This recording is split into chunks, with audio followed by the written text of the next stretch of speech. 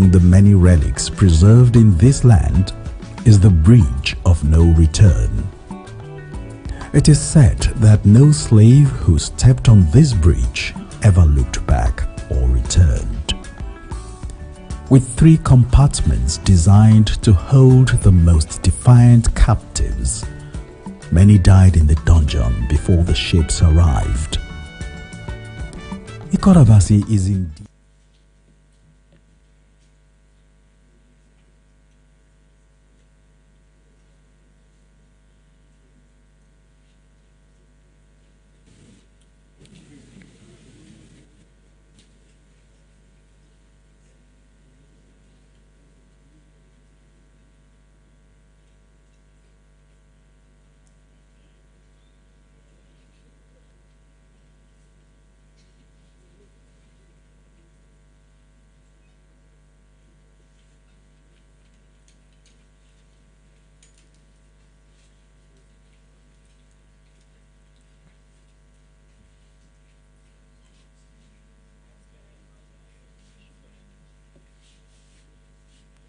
Ladies and gentlemen, please we rise as we acknowledge and welcome His Excellency our Governor.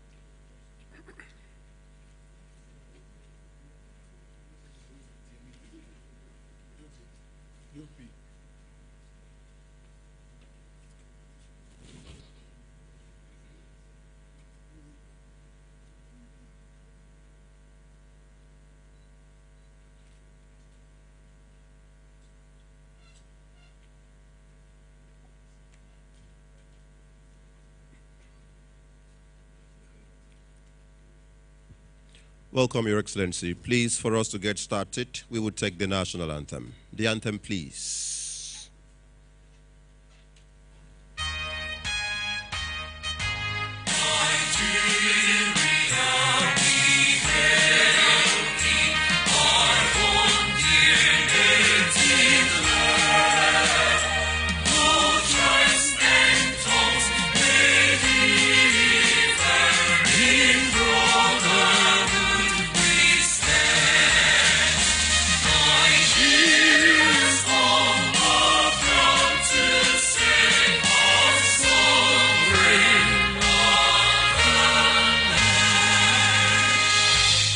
The Akwa Ibom State Anthem.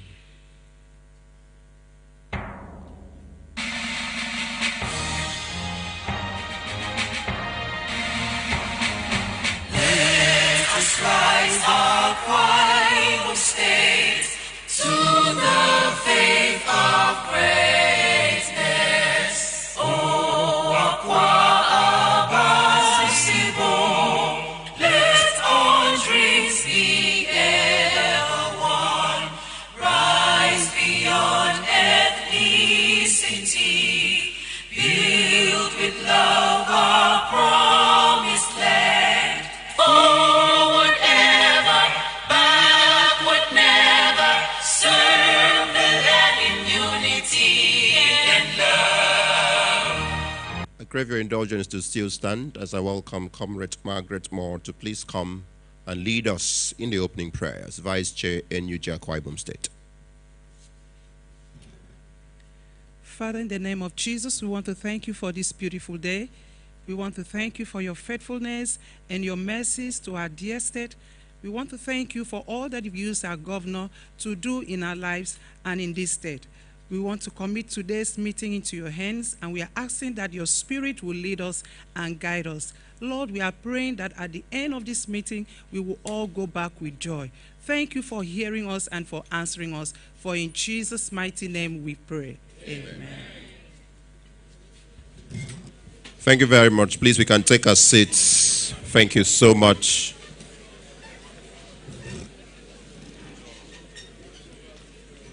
Your Excellency, our Governor, and all our leaders here with us this afternoon, glad to welcome all of you to the media dialogue part of activities to mark the second anniversary of His Excellency, our leader as Governor of our dear state. And thankfully, this media dialogue holds today that is actually the anniversary properly so called.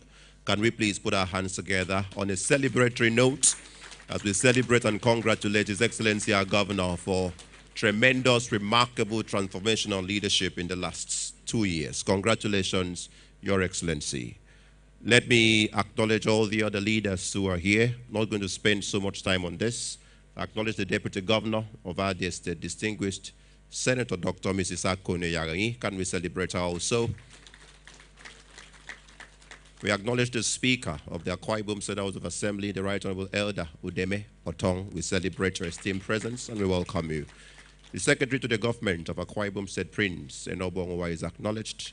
The Head of the Civil Service, Elder Effiong Essien, we duly honor and acknowledge you. The Chief Delivery Advisor to the Governor, Mr. Niefiok Johnson, is also here. We celebrate and welcome you. Let me acknowledge all the honorable commissioners who are here with His Excellency, seated with him, part of his first team, as it were. Please, can we put our hands together to celebrate all of them through the Dean of the College, Bisong Frank Achibong. Thank you so much. I turn here and acknowledge all our leaders. Let me begin by acknowledging our father from the Federal Housing Authority, leader par excellence. Please, can we put our hands together and celebrate Architect Nyaituk. He's always here with us, and he's here with us again today. We celebrate you. I acknowledge all the journalists in the house, our veterans, print, electronic, new media. All of you are truly acknowledged, and we appreciate all of you. Please, for want of time, I acknowledge all of you through the chairman of NUJ. Please, can we celebrate Comrade Amos Etuk? Thank you. Thank you so much. Please, all the other introductions, I want you to understand that we acknowledge and celebrate all of you. Thank you, Your Excellency. Let me acknowledge, please, very important personalities and team that have joined us here today from the Tony Blair Institute. Please, can we put our hands together to celebrate them. They are seated somewhere in the hall. Please, can we keep, right. Can we celebrate them? Thank you so much for being a part of this media dialogue. We welcome you and we appreciate you. Your Excellency, we're going to have the tone setting that will be done by the Commissioner for Information, Akwa Ibom State. Immediately after the tone setting, we would step aside and hand over to the lead anchor, Akparawa Michael Bush, boss, who would lead the interaction for some minutes before we go over to some other part of the event today. But for now, can we please put our hands together as we celebrate Honorable Anekan Omana, Commissioner for Information, Akwa Ibom State, for the tone setting. Welcome, sir. Thank you very much. Your Excellency, the performing Governor of Akwa Ibom State, Pastor Umo Eno, PhD, the Deputy Governor of Akwa Ibom State, Mr. Speaker, Secretary to Government, Head of Service, Honorable Commissioners, our dear leaders from the Nigerian Union of Journalists and various organs of the journalism practice and media generally, our stakeholders and members of the civil society organization that are here. I'd like to welcome you to this dialogue event this afternoon. Thank you so much, Your Excellency, for sparing time to be here with us as part of the activities scheduled to mark the second year of the impactful leadership that you have given to Akwa Ibom State as governor of this dear great state. This afternoon, Your Excellency, it's not a press briefing. It is not coming to listen to one man. It's about coming to share truths. It's about coming to reflect. It's about coming to listen, clarify, and align with the truth of the occurrences that has been brought to Akwa Ibom State by His Excellency, the Governor of Akwa Ibom State in the last 2 years. 24 months already, and here we are, the 29th of May, 2025. That journey that started in 2023, it's already 2 years. And we have 2 years of packed action across the nooks and crannies of Akwa Ibom State, across hamlets, development everywhere, honors everywhere. And gentlemen, I'm happy that you are here. We have a galaxy of media professionals in the house, and I'm sure that this afternoon we will have the time to interact and clear all the doubts that you may have in your mind. And like I always say, let breaking news not break the society. I thank you so much for listening to us. And our anchor this afternoon will be Michael Bush. Thank you, Your Excellency, and God bless us. Welcome. Thank you so much. Of course, setting the tone there, and I think that the takeaway for me is the charge that breaking news shouldn't break the society. Please, can we put our hands together one more time as we celebrate the Honorable Elder Anekan Omana. Thank you. Your Excellency, in the last 29 days, we've had this gentleman lead a team of very excellent journalists on a program, Umo Eno at 29 guests, 29 days, talking about all your accomplishments and activities in the last 2 years. And Your Excellency, for those who have had time to tune in, we would all want to acknowledge that he's done an excellent job. So before we even call him out to anchor today's interaction, please, can we celebrate Akparawa Michael Bush for the man that he is? Can we put our hands together and celebrate him? Your Excellency, we know you are the boss and the leader of Akwa Ibom State today, but in the media world, we call him the boss because he has raised very many of us. So please, allow me, Your Excellency, to invite him today as the boss and the lead anchor for this interaction. Please, can we put our hands together and welcome Akparawa Michael Bush as he takes over. Good afternoon, Your Excellency. 2 years is such a long time.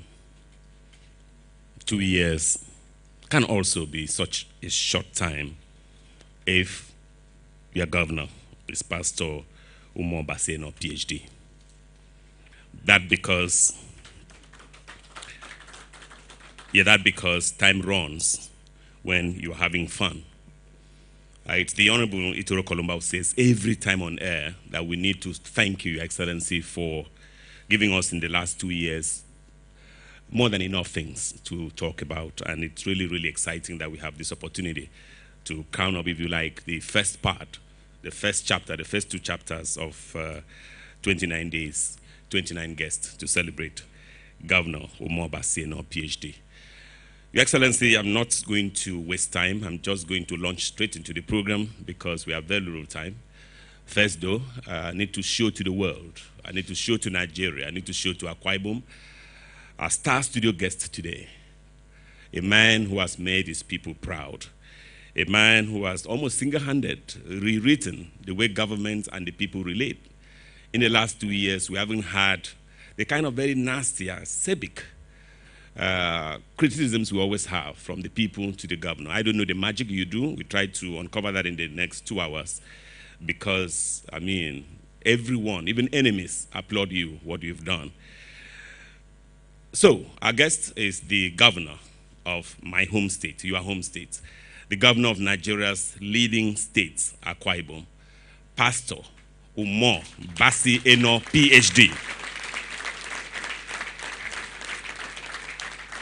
Such an honor, and thank you, Morgan Ekanem, thank you, the Ministry of Information, through the Honorable Commissioner, thank you, Chief Press Secretary, fantastic gentlemen you are. Okay, so, Your Excellency, I'll be working with 6 gentlemen of the press, and they are seated in their right way. So I'll start with A. She'll be handling agric questions, so to speak, because that's the first signpost of their rights agenda, and that is the lady of TVC. Please put your hands together for her. Very nice to see her. She would tell us her name because I want them to deliberately tell us their name. And the second person is of Comfort FM. Please put the microphone and say your name. Yes, ma'am. Quickly. Good afternoon, everyone. My name is Miriam Daniels. I report for TVC News. Good afternoon, Your Excellency, everybody. My name is George Iniabasi Essien, Mighty George. What a rush. The third person, the one of those who worked with me the last 29 days.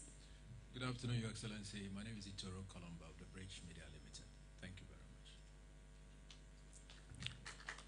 much. Yes, sir. Good afternoon, Your Excellency. My name is Etim Etim. I'm publisher of Policy and Politics. An online newspaper. Yes.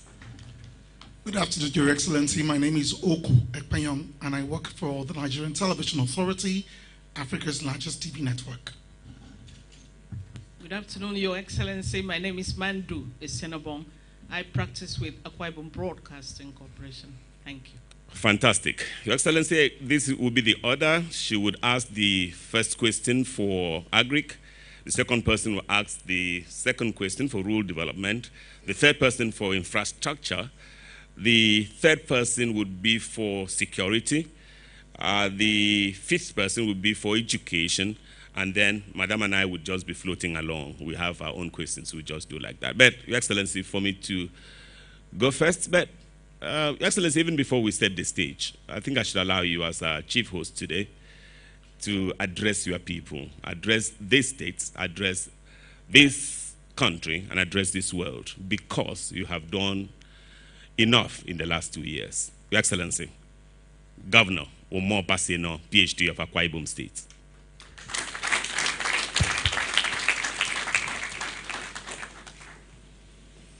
Your Excellency, the Deputy Governor of Akwa Ibom State, distinguished Senator Akone Yarin, the Honorable Speaker of the Akwa Ibom State House of Assembly, Right Honorable Udeme, Elder Udeme Otong of the Akwa Ibom Church, 1887.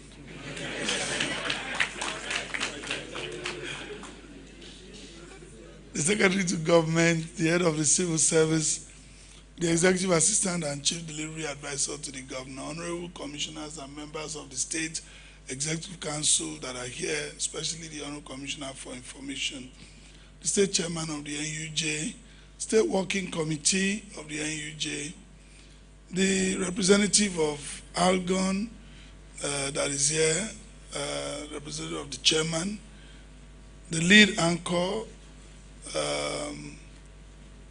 Chief Mpisong Honorable Michael Bush, the boss, and members of the panel, past state chairmen and secretaries of the NUJ, members of the civil society that are here, and media aides to the governor, heads of broadcast stations, senior citizens, members of the Tony Blair Institute that have done such a great work with us and have been here with us for some days. We welcome you and we salute you.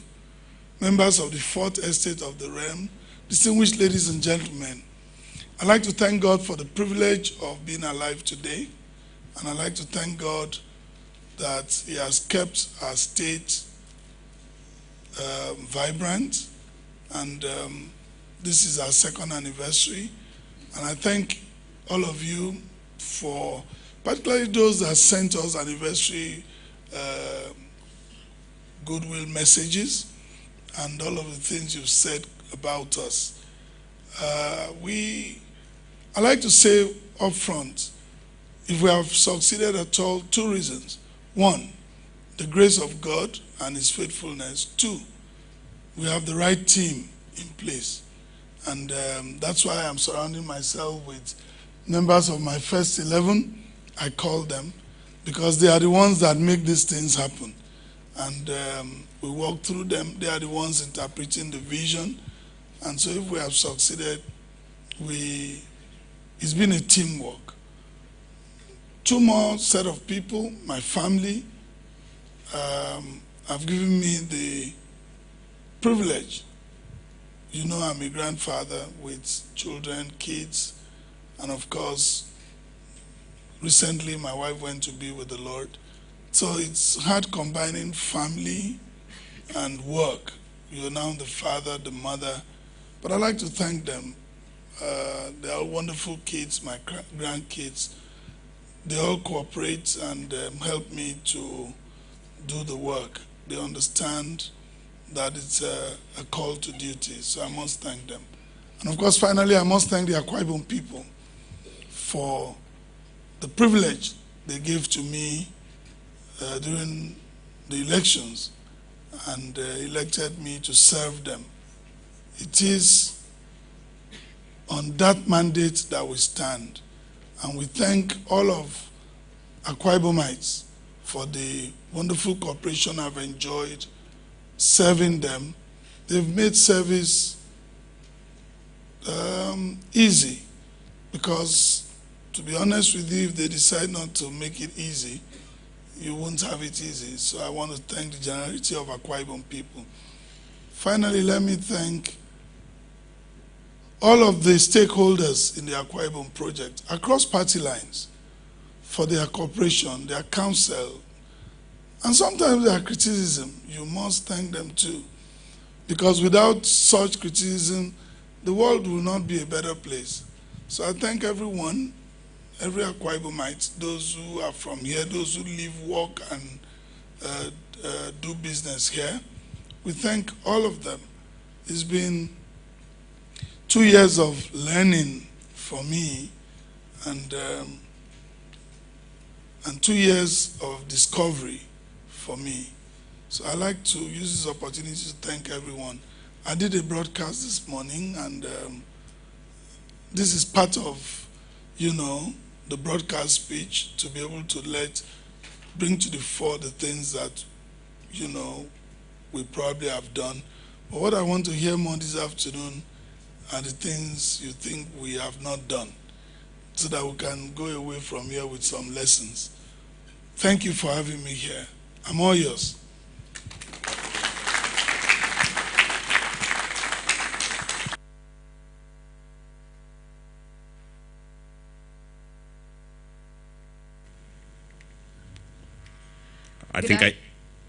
I'll take the first shot. I will take the first shot, please, Miriam. Just hold on. I'm the lead anchor, so I should show leadership. Your Excellency, about 2-3 years ago, you by the grace of God, began the race for this office 2 years after he took the office, especially when you look back at the Arise agenda that you set out for yourself and for Akwa Ibom people. What are the milestones? What are the things you think you have achieved? And conversely, are there things and people you believed in, you thought, oh, I would see this, that you have seen? Are there also things and people you believed in that you will see, that you have not seen and have not done? Are there been surprises?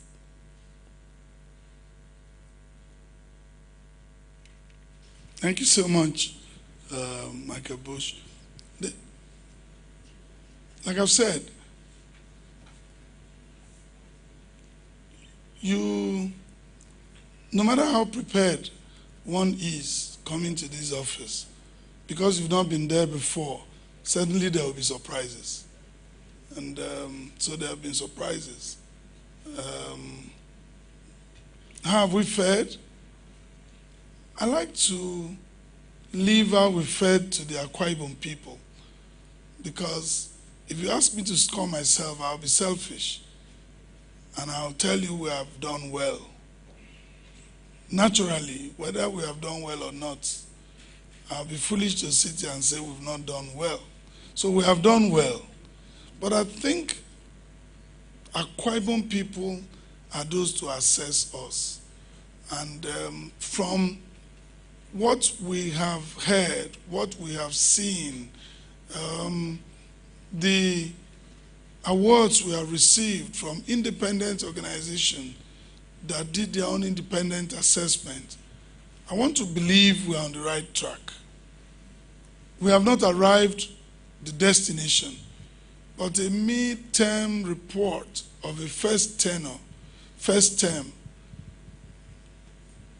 shows me that we have gone above 50%. And that's the truth.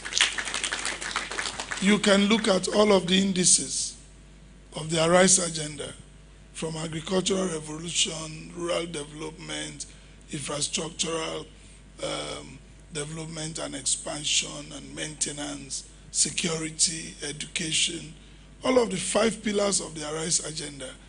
We have endeavored to tick the boxes, and we have things we can talk about that we have deliberately and intentionally followed our blueprint, which is my charter with the Akwa Ibom people. We followed the things we said we will do, and like I said, we have not finished, but we have gone past 50%, and we are still on track.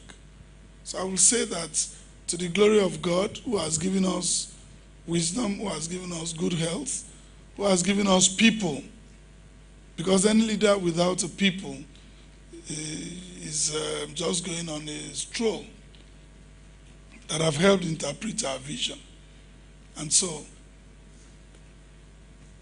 let's leave that to the Akwa Ibom people, but from all of the indices that we see and the figures that we see, I believe we are doing well. Thank you. Have there been shocks? Of course, shocks, plenty. You can't be on this seat and don't have shocks. And I've also shocked people too. Okay, Your Excellency, it's early days yet. Let's not shock people of the interview. So, Miriam. Good afternoon, Your Excellency. Agriculture is a key pillar in your RISE agenda, with the promise to make food sufficiently available and affordable. The prices of staple foods are still on the rise. To what extent do you think that your agricultural policies have been impactful? And in the remaining 2 years, what additional efforts do you hope to put in to ensure that food is available and affordable in Akwa Ibom State? Also, we recall that you had launched the Shanghai Model Farm in Ibom with the promise to replicate it across the senatorial districts, across the local government areas. So can you help us understand the progress of that project and the timelines you're working with to replicate it or implement it across the states? Thank you. Thank you so much, Miriam. Well, price is a relative word. You have to put it in proper context. There's no time in this country where price has not been on the rise. From the inception, from when we gained independence, from when I was a child, even when we bought milk for 5 pence or 5 kobo, my parents were still saying it was high. And so I have never seen where anyone in this country would say prices have come down. What we say is high today, give it another 2 years or let another government come in. You hear the same people today say, oh, it was better at this time than when you now came in. So it's a relative word, and we must not take price out of context. We must look at what is happening globally. But that's just a general talk. Let's come back to Akwa Ibom, where we are. Since we came into the office on the agricultural revolution, we've done a few programs that have helped to stabilize our prices in this state. The very immediate one that I can refer to is the home garden initiative that we had. When we came, someone met me and said, even pepper is now 3 for 1,000 naira. And I got very upset. I said, so what will the government do about that? If we can't plant pepper, we don't have gardens in our homes. Growing up with my grandmother, she never, I don't remember that we bought pepper, we bought vegetable, we bought even gari from the market, because she had a home garden that she would just get it in the evening, pick those things. But you see, I don't know what, is it technology, is it, has denied all of us that, I'm not sure even Miriam, you have a home garden. If you have one, it must be now. Because we now said, look, why don't we just go back and have our home garden, plant vegetables, plant those things that we can easily pick, and help us. So we started that, encouraging people. We even had a competition. A lot of people won prizes. All of us have gardens now. I have a garden. I have a farm. And all of the vegetable that is cooked in government house comes from my farm.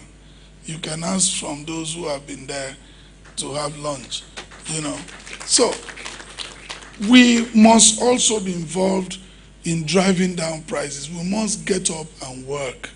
And so we did the home garden thing, and the Ministry of Agriculture has done a lot of work. We have given out seedlings to farmers all across the state, And as a matter of fact, I think she just finished one. And we do that to encourage them. We form farmers into cooperative. We have a full ministry bureau of cooperative now to bring our farmers together so that they can come together and, face farming or agriculture, as it were, the different sector. The model farm is coming up. And let me also correct this. I never said we're going to do it in all local government. I said we're going to do it in the 3 senatorial districts, but we must start from somewhere, build it up. We are opening up farms. Local government chairmen have been very, very helpful. And part of what the autonomy has done, I believe in that autonomy. You need to see the healthy competition among local government chairmen right now. We started encouraging them to have farms. And a whole lot of them have opened up farms, and we have good bumper harvest from these farms. We have encouraged our people to return back to the farm. The truth of the matter is, yes, government is intervening. We're doing food distribution, But all those are very temporary measures. We must all get back to the farm. All of us, we must have something we are doing, and government is encouraging that. And so today we have even farm holidays for civil servants, so they could have time to do their farms. It's just, I think from June, we're going to have just one Friday. We used to have two, but I believe now that all of us should have returned to our farms. We should just have one Friday to go weed and look at the farm. So, because I've also discovered that because we have all finished planting, Fridays now become burial days. So I ask everybody to get back to work because that was not the original intention. So I think in Akwa Ibom, prices of food that we grow here is becoming stable, and we need to continue in that trajectory. The role of government is to continue to encourage, to continue to provide the right ambience and environment, to continue to support with seedlings, and we're doing that, and we'll continue to do that. So I believe with all that we have done, we expect, statistics show that we will expect bumper harvest this year, and prices will remain stable. I'm confident about that. Mighty Judge.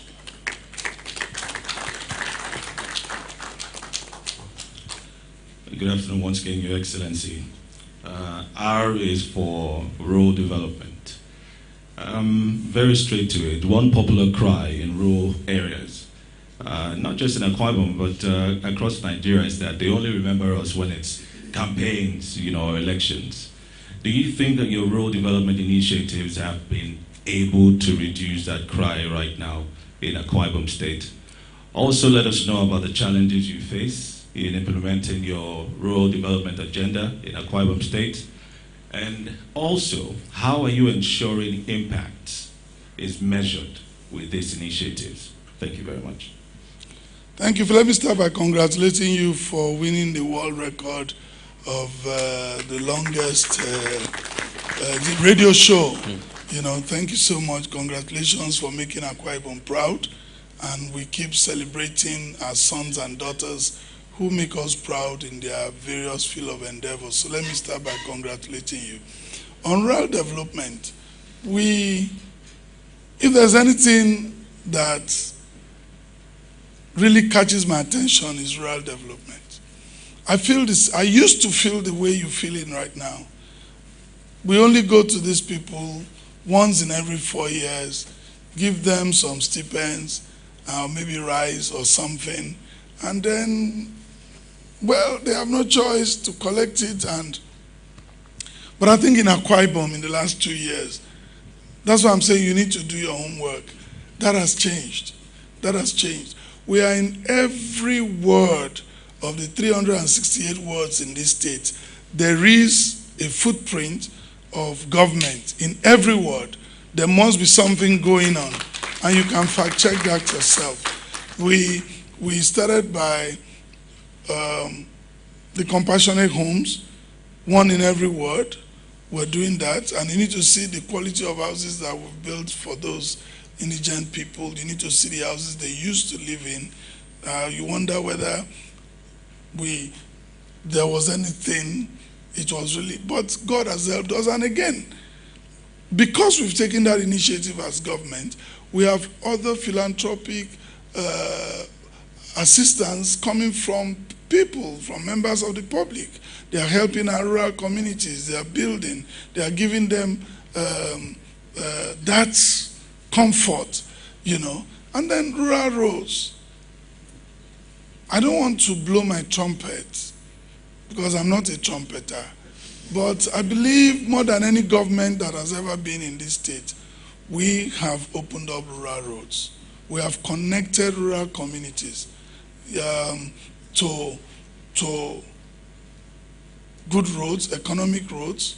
And the Commissioner for Agric will tell you we've opened several, through the RARA projects, we've opened several roads for farm produce. We have taken solar lights, electricity to the rural areas. We've given boreholes to communities that have never had water since the inception of Akwa Ibom, and we are doing more. We are building schools. Yesterday I was in a school in Eket, in a very rural community, Ikorofion or something, Idomafion, and very rural community, and I was so proud of the decision we took. You need to see the product coming out of the school. Young kids came, sang, spoke impeccable English, and you wonder they're in that rural community. And we are opening up primary healthcare centers, at least to date, one in every local government, whether it's primary healthcare center or rural primary model primary schools, all in the rural community.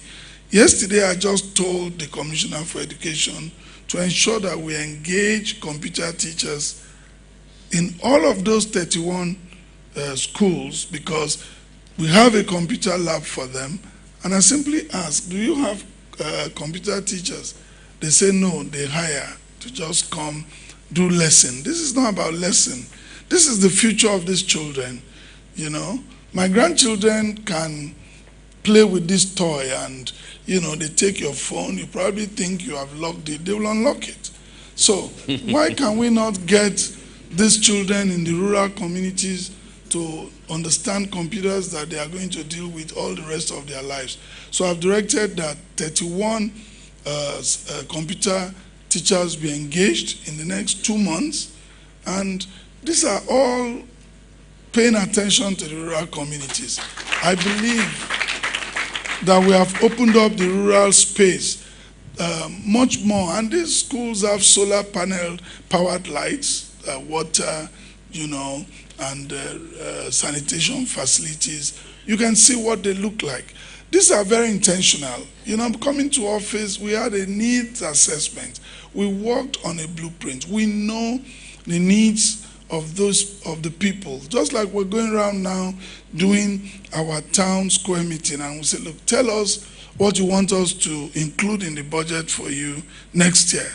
When you engage with the people, you know what their challenges are.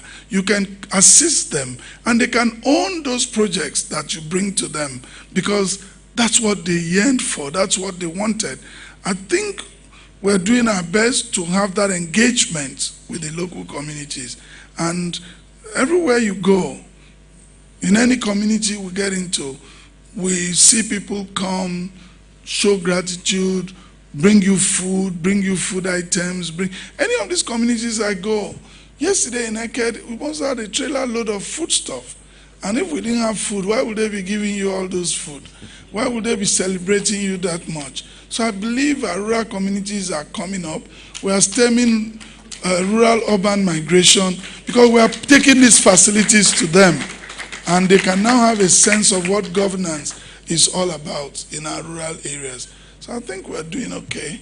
And indices, the indices are there. Don't forget, right now we have a Ministry of Digital Economy, and they are tracking everything we're doing. And thank God for the Honorable Commissioner that is there. This morning he just gave me some data. And anything you want, it's just the press of the button, you can get them. Where do you have what? And what's the impact? We have set up a formal Bureau of Statistics, and they are turning out these figures. So for the first time, we are able to match, see what we're doing in real time, and you have data to support what we're doing. And they are not data you are just thinking. We can tell you what is happening and what's the social impact on the people around there. So I think, seriously, permit me to be modest for once. I think we're doing big on rural development, and we'll continue. Thank you, Excellency. Let me just remind the global audience that this is the second anniversary special interview featuring Governor Umo Eno of Akwa Ibom State. I say that because there is already a rainfall of comments from around the world. I hope that we have time to look at some of those comments. But just know, every single radio station, and we have about 14 of them in the States, covering here, the Global Radio Garden here live, Akwa Ibom State Government live stream here live, NTA here live, and of course, Akwa Ibom Broadcasting terrestrial and online platforms, everyone live here. And Akwa Ibom Governor, Pastor Umo Eno, PhD, addressing all of us. Itoro Kolumba. Good afternoon, Your Excellency. A few months ago, you led a high-powered delegation of Akwa Ibom stakeholders on a visit to Mr. President. And one of the prominent requests you placed before him was for the federal government to assist the states in the completion of Ibom Deep Seaport and Ibom Industrial City. Your Excellency, would like you to please give us a sense about the status of that project as we speak, its phase completion timeline, and when Akwa Ibom people can look forward to taking full ownership of those projects. Also, Your Excellency, you will agree with me that constant power supply is a strong enabler for economic growth and economic development.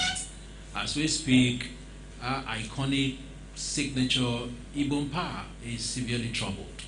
What plans do you have on ground to revitalize it so we can begin to think of having constant power supply in the state? Thank you, Your Excellency. Let me start with Ibom Power, or power generally. I'll tell you that we're walking the talk, and we introduced the Toribile Institute that are in the state. We're working along with that institute and again, experts in the power sector to have a power summit. It's one of the summits we'll hold this year to be able to have a roadmap, because until you provide power 24/7 for our people, you cannot really anchor fully on development, and that is very well known to us. But again, we made a lot of things on ground with Ibom Power that I won't even begin to tell you here. But slowly and gradually we're dealing with it, and we believe that in some areas there are improvements.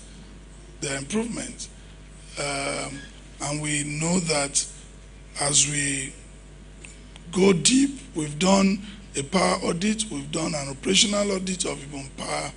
We're dealing with some legacy issues that plagued the company, and all of that is being handled. I'm somebody that when I get into a place, I don't pass blame to anybody. You draw a line and just go on working. That's why you were hired in the first place. You were not hired to come and be telling the people, this did that, that did this. That is not what a manager does. A good manager doesn't give an excuse. You are Mr. Fix-It. They gave you the mandate, fix the issues. I can tell you we had serious issues, legacy issues, and we're dealing with that. I trust that very soon we'll be able to say to the Akwa Ibom people, this is the roadmap. But again, we've signed the power bill, that we've signed that, and we're putting things in place. So we're doing a lot. It can't, you know, sometimes when you are cooking your soup, the man cooking or the woman cooking will not tell you the heat in the kitchen, but when the soup is done, everybody eats. So we're in the heat of the kitchen now. Things will soon be done. That's about power. Only Ibom Deep Sea Port and the request to the president is a work in progress. You must first of all understand that that's why we're doing everything we can to see how we can work with the federal government and have their buy-in to be able to assist the state. No one state can build a deep sea port. I've said that over and over again. There's no need deceiving ourselves. They need to know the cost. But we, working with the federal government, have received the assurance of the president to give us help. And we're on our way to receiving the help. I just want Akwa Ibom to believe me that we're on our way to receiving the help. We must work together with the center. And so long as we understand that we are taking the decision in the best interest of our people, then we will get the help we're looking for. Thank you. Ultimatum. Good afternoon, sir.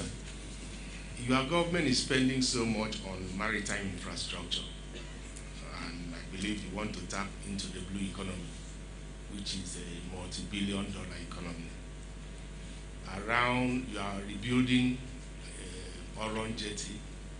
I understand that you've ordered 2 boats, 2 luxury boats from the Nigerian Navy to ply the waterways between Oron and Calabar, bringing back memories of the 70s when we used to travel on that water. But unfortunately, sir, we have problems of insecurity in that route. And I want to ask, what are you doing and would be doing to curb sea piracy, insecurity, kidnapping on our waterways, so that our fishermen, our travelers will ply the waters in safety? Secondly, sir, there's been some reporting these days about the finances of the states. One newspaper recently said that the government received 200 billion in a week. Or is it a month? And since that report, there have been a lot of influx of people into the state looking for this money. But seriously, sir, would you use this platform to speak to Akwa Ibom people on the finances of their government? How much exactly do we get from FAC, from IGR, from derivation, and how is it possible that you are doing so much in 2 years and you haven't borrowed as you told us? Thank you. Thank you so much, Tim. Thank you so much, and it's good to have you here. And this is a real crack team of interviewers. The waterway security. You have, since we came into office, you know we have taken security seriously. We've purchased gunboats, we've given patrol vehicles, we've empowered, and working with the security agencies, we've empowered them to be able to do the work that they are doing. And we have criminality to the barest minimum in this state. In fact, on the crime database, Akwa Ibom still remains one of the safest in this country. And we want to thank all the security agencies for the work they are doing. They are ever so cooperative among themselves. That's where it begins, that you don't find that superiority thing. You know, they work closely, harmoniously with each other, and that's what gives us that the degree of success we have recorded. But while we're building all of the maritime space, we're working with the Nigerian Navy, like you rightly noted. By the way, we gave them 1 boat, where the other boat is another company, because we don't want to load them. We want them to finish the first one. Then we've given, for me, I like to split my risk. You know, when you do risk management and mitigation of risk, one of the things you learn is that you split your risk. So, but we have an agreement with them that they will continue to provide security for the marine transportation in this state and beyond. We have, in part of the Oron Beach revamp that we're doing, we have a naval base, and we're going to procure additional gunboats for the naval base just to be on that water. And that is to ensure a 24/7 security So it's, and then both from Calabar, we have a base in Calabar, and thank God Navy, the Nigerian Navy is a federal government institution, so we have going to give them an office, a base in Calabar, a base in Oron, and we'll give them patrol boats, so they are going to be on there, and we are going to get that water route very, very safe. So in terms of security, that's part of the agreement. That's why they are building the boat in the first place. It's a synergy we are working with them. So I can assure the public that once we start, all of that will be in place. The day we launch our ferry, you'll see naval patrol boats stationed all around as we come, and it's something we have decided to work, and the Chief of Naval Staff has been gracious enough to grant that request. Once we can give the post, we can give them the tools to work with, coupled with what they themselves have. And so I don't see security on the waterways as a problem. Don't forget we have a full Ministry of Internal Security and Waterways, and part of the job of that ministry is to ensure security on our waterways. And I think General Kokwesian is doing a good job, you know. In terms of finances, I don't know any, the figures are always there. These figures are published quarterly, and the Freedom of Information Bill makes you get information. So the argument about how much we get shouldn't even be there. But I can tell everybody that I am praying and trusting God that we'll be able to get 200 billion a month. It is, if I get that, then I'll turn this place to Dubai, you know, because from what we are getting, we are doing our best. All I ask our people to do is to be fair in their reporting. You know, we publish the figures there. You cannot take balance carried forward, which is clearly shown in the publication, and they show you 3 months revenue as added up. You understand? And you now come up with a headline and say, Akwa Ibom receives 650 billion in 3 months. That's not a good reporting. So the journalists, oh, he's reported well.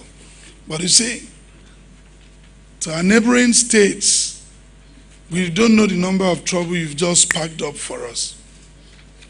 Because Akwa Ibom is receiving this 600 and something billion in 3 months, so maybe it's 200 billion every month. So how much are my neighbors receiving? Then you go to the governor's forum, then everybody wants to say, no, Akwa Ibom is owing our oil well. Akwa Ibom is... So he put us straight in harm's way. Just by... That's false reporting. You have just thrown the state in harm's way. So tomorrow, Cross River wants our oil well. Rivers is struggling for. Everybody wants, because how can Akwa Ibom earn so much? And whereas it was just a false reporting. I don't have a problem about reporting, but let's check. Let's report facts. Let's report. And then you should also be patriotic in your reporting. This thing I'm about to report, do you know the consequences it brings to us? Ever since that report broke, I know the number of times I've even had to go to the presidency because a neighboring state felt we are not being nice to them, you know, and we had a meeting, and so that is what I keep saying. I'm not saying don't report. This state, for example, and that's why what I say things from my own standpoint, and I'm entitled to my opinion. When people criticize me for saying the things I say, are we no more in this nation where I am guaranteed my right to freedom of expression? You know, President Bola Ahmed Tinubu has been good to the states. He has released funds to the state. I may not speak for other governors. I'm not the chairman of the Nigerian Governors Forum. I don't seek to be. But I'm speaking for Akwa Ibom. Since the economy, because if we didn't have funding, we won't do the projects we are doing. And from the first day I came to office, I said to the Akwa Ibom people, we will have a sinking fund. I said so. And so every month we have money. We don't spend all. I'm not very good at throwing money around. Even my children will tell you that. Money must pursue something. Money is an exchange for value received. And I believe we must go back to the original intent of money. But unfortunately, we have come to a point where everybody believes that they have a sense of entitlement. You must do this, government must do this, government must give them this.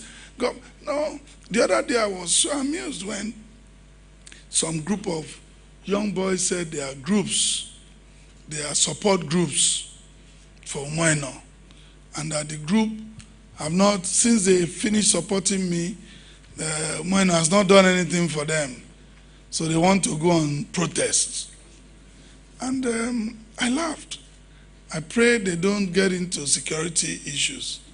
Then we looked at the numbers. So I said to my Commissioner for Digital Economy, look at all our programs, check all of the welfare program we have run in the state. Please, we have these groups registered digitally. And before we used to have, you can come and say, Umo Eno 2023 support groups. They will tell you they have 1 million people. You go to Akwa 2023 support, the same people, 1 million people. But I got 354,000 votes. So if I had all these groups, how come I had 300-something thousand votes? So now we said, okay, all the groups identify, let's know you. So we opened a portal, they registered. I'm going back to finances, I'm not digressing. I'm just telling you that we must, help ourselves. So they registered. They forget that they are the same people. So I said to them, look, you supported me for good governance. And we are doing our best to provide that good governance. Where do you want me to get money to be given to groups? And some of our demands, when you see governors go to EFCC after they finish, we are the people that drive them to it. And nobody will drive me to it. I will do what I can do, within the law. What I cannot do, I will stay away. Because the demands come, okay, now where do you want, which account, which budget do I have to pull money to groups? But what we do is, on these programs, Akwa Ibomites, and the group members are all Akwa Ibomites. They apply. And so I told my commissioner, all of these groups, just profile all of them and show me if members of this group had participated in the programs that we have been doing. Shocking. Shocking. And then I'm meeting them on the 3rd. I ask you to come.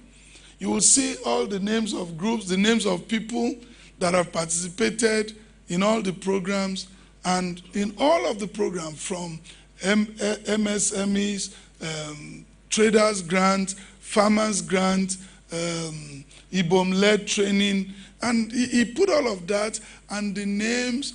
And what our people forget, you see, we live in an age where you can't lie for too long. If it was before now, they'll say you've not done anything for our group.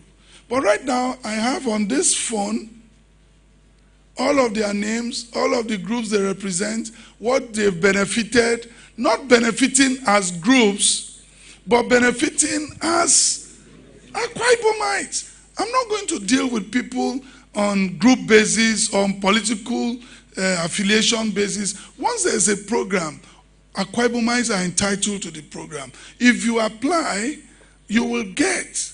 And then before we put you on the programs, even the unemployment benefit, they write to you, do you want? You click and say yes, and then they give you 50,000. But one of the things you don't know is that once you collect that 50,000 one time, you can't get any other grant until we finish with everybody. So There's no way. So people look at finances as if, part of the shock I told you, almost everybody looks up to the gate of government house every morning. How many bullion van is he bringing to start distributing? No, my job is to create a conducive environment, stimulate the economy, create jobs for our people. And in this state today, we have created jobs. Akwa Ibom is a construction site all through. We have created jobs for people who want to, artisans, people who want to do supply, people who want to, there are jobs, and statistics show. And again, the Bureau of Statistics can show all of those, because we now have a full bureau and we have a statistician general for the state. The other day in our project review meeting, he gave his report. So finances, we are saving money on a monthly basis, and that's why we are able to take on some of the audacious projects we are doing, and without going to borrow. And so for me, my grandmother used to have a proverb, and I'll say it in vernacular. This is Akwa Ibom, and menun tanko kangin. So, ekai kan make table ke afad isidi ando, afad isidi ando. Anu anu meto, anu anu meto, anu anu meto. Usene pan po wo. Anu akada tie mi ankoro. Abotumeri mpo. Akono yoro yeke bare to ndeke no abenekenem. Attitude ma benu uno. So, as a state, we cannot be receiving everything and spending everything. We cannot. I wasn't brought up that way, you know. And so the state has funding. You want to know what we have received? The figures are there. I don't have anything to hide. There are documents. But I can also tell our people, are we doing savings? Yes, we are doing savings. And that's from where we pay our contractors, we meet our milestones, we meet of payment, IPCs, and then we are consistent with it. We have a cash flow plan that we use. We understand when are we paying for this, and we make simple provision for it. I came from the private sector where financial planning is the only thing you need to survive. You don't know financial planning, your business will crumble. I've run my business in these states for more than 25 years before God brought me to this office. So I understand what financial planning is all about. I understand how not to throw money around at the wrong things. But this sense of entitlement must stop. And then we also need to beg you as journalists, like the Commissioner for Information said, let your breaking news don't break society. You want to report on facts, you know, and report on things that will, the Bible says, things that will edify. You have a legitimate duty first to your state, not to Umo Eno, you know. But I'm just telling you how one headline could raise so much trouble for us, because the other state probably will believe it's their state report. In fact, one of the meetings we attended, my counterpart came with that publication. So you see what my brother state is receiving. They are so bad. They cannot even share with us. They've taken all the oil wells. And I said, this is a wrong reporting. And everybody in the meeting, thank God, they were all people from Accountant General for Observation. They laughed. Where did they get this from? You know? So that's why I'm saying, nobody's saying you shouldn't report. Nobody's saying you shouldn't do these things. But, you know, I'm a Rotarian. And there's something they call the 4-way test. Let's put our reporting on a prism and ask some clear questions. We must not fight government all of the time because you want to make a name. You want people to know you as being anti-government. When you take those people that are so anti-government and give them a role in government, they fail. And time will not permit me to name all the past terrible critics of government in this country. To tell you that they were given the privilege, they fell flat. You know, so criticism should be with a measure to correct, you know, not to destroy and then put the state in harm's way. Thank you so much. Oku Ekpeyon. Yes, Your Excellency, it's time to talk about education. You seem to be very fast or in a hurry to develop the educational sector. With 31 teachers in computer science education to be engaged in rural areas. But worrisome in recent times is Akwa Ibom's placement in the National WAEC Performance Index, operating at the mid-level at the moment. How are you going to boost students' performance in the coming years, especially in public schools? Again, we're looking at the your model public school initiative, which is being applauded. But there are also concerns about staffing, teachers, training, and deployment to sustain this effort. What's your take on this regard, in this regard? Thank you so much, Oku. How do we build up our students in public schools? As a government, I believe we'll continue to encourage our students, pay their school fees, pay their WAEC fees, and we need to also, I went to a public school. A lot of us, I'm sure, I don't know about you, but a lot of us in the older generation went to public schools and were doing well. But public school today is different, curriculum different, everything. The Ministry of Education actually is following up with all of this, and we're ensuring that we review this curriculum with our schools, engage the teachers. A lot of teachers development, training, all of those things are coming up, and we are believing that we let our teachers do a lot of training and retraining and bring them up to par with what is happening internationally. And that's one of the brief of the Ministry of Education, which today we have one of our youngest professors, Professor Ibom Eno, run the ministry, and he's doing well, in my judgment, because he understands all of these challenges that are before us. But building the public schools too, what I say to people, and I'm going to be blunt here, people may not like it. Wherever I go, I see some young people come and shout, build the youth, destroy the youth. And I always respond by saying that the youth should also build themselves. You cannot be building the youth all the time when the youths too are not making efforts to build themselves. So rather I will change the slogan to the youth also build themselves. Build the youth, we build ourselves. Build the youth, we build ourselves. Not so this idea of build the youth every time, that the youth don't know they have also a role to play in building themselves. If government gives you all you need to be in school, pays for your WAEC exams, put teachers for you, and tries to make the school comfortable, like we're doing audit of all our schools now. Secondary schools, we see what to do. We're going to build a model one.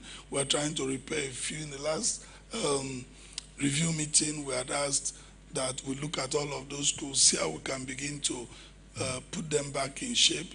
If government is doing all of that, our young people should also know that they have a future ahead of them. A future that is very competitive. A future that will not know whether you speak Ibibio or Anang or any Oron. A future out there that you may not even be competing with Akwa Ibomites. And so it's time for our young people also to bend down and study and know that they have the world as a stage where they will play. We are trying to introduce computer-based learning so that we can supply them with tablets. And we're working that with the Ministry of Digital Economy, where past question papers, all of that, jam questions, they can rehearse, and you don't have to connect to the internet, so we can give them those tablets. So we can only do all of those. But the real writing of exams, the government will not write it for anybody. And my father used to say to me, Umo, I'll pay your school fees once. You have 6 siblings. So if you fail one time, you drop, another one will go. Because I cannot pay school fees to repeat a class. But I think these days, because it's free, some of our youth don't understand that the future belongs to those that are prepared.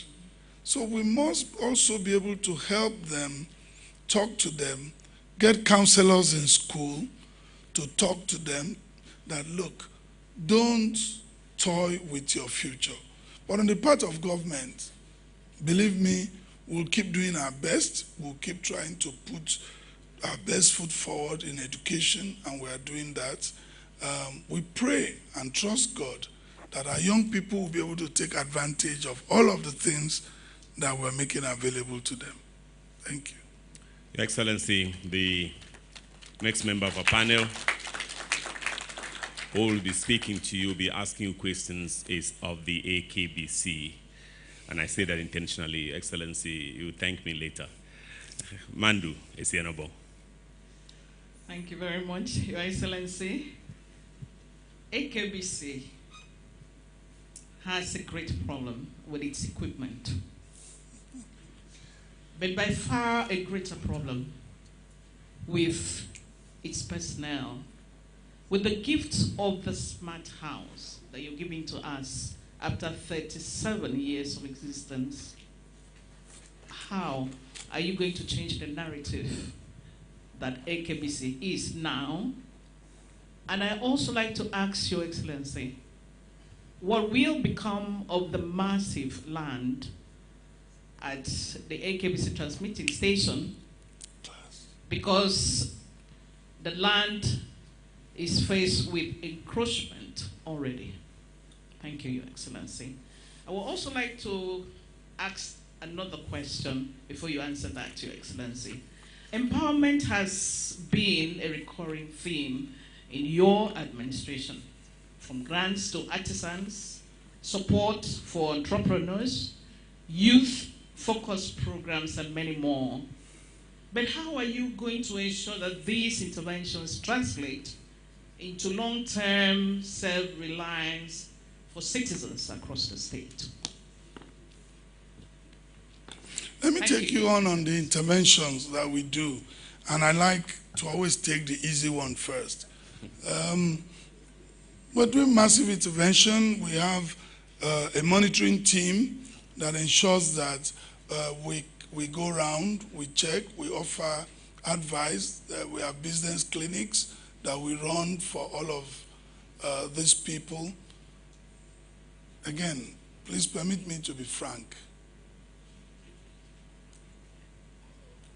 Help is called help. Someone helps you, you need to also rise up and help yourself. If you're struggling with business and government or anyone, a donor gives you funding, you should not also expect us to police you, that you must make the funding work. It's, you know, having come into politics, people tell me I'm too frank. So I try now to be diplomatic but not lie.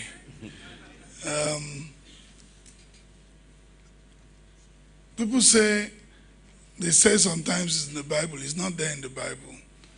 Heaven helps those who help themselves. It's not a biblical quote. And but I believe that if you truly want to help yourself, and government through any program have intervened, that should be heaven smiling on you. And you should be able to take that and run with it. My dear, I started a business in this state, ran it for 25 years before getting on this job. I never knew that government helped any business. I never got help from the state government until when Ibom came and they needed a good place for the pilots to stay. And that's not that they did me a favor. As a matter of fact, it was that we had a good place. So they used the place. Government had never given me a pin in this same Akwa Ibom. I worked very hard. But so if government, you can imagine if government in all of those years that I was going to the bank to raise money had come to my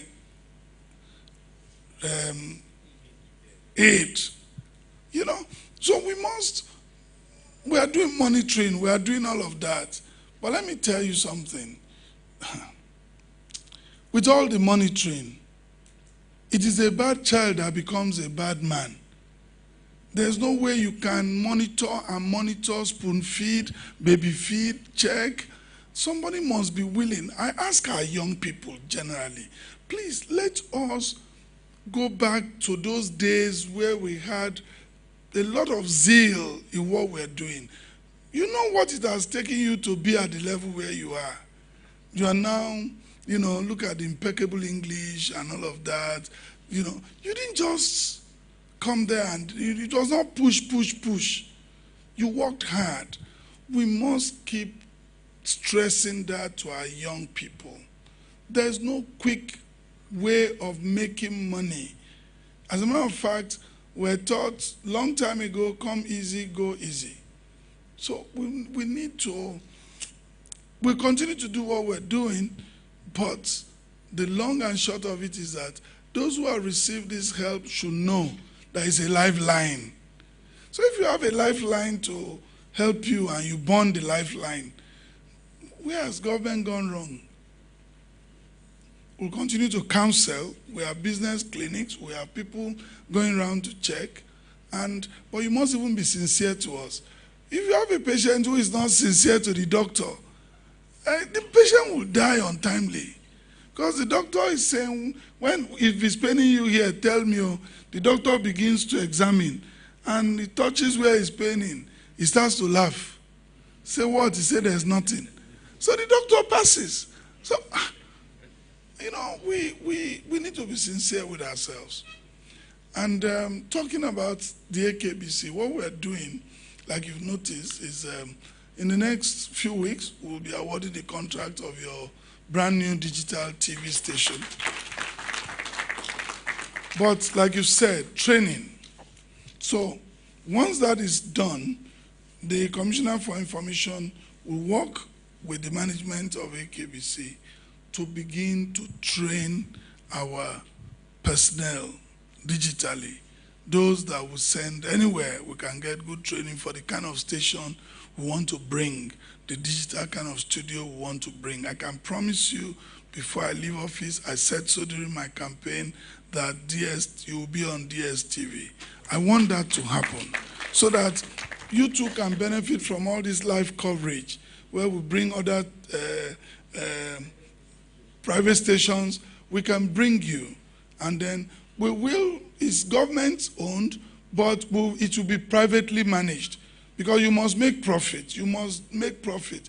We can't continue to fund, apart from your salary, you must be able to do things that will attract customers, bring people, and you charge the right kind of fees.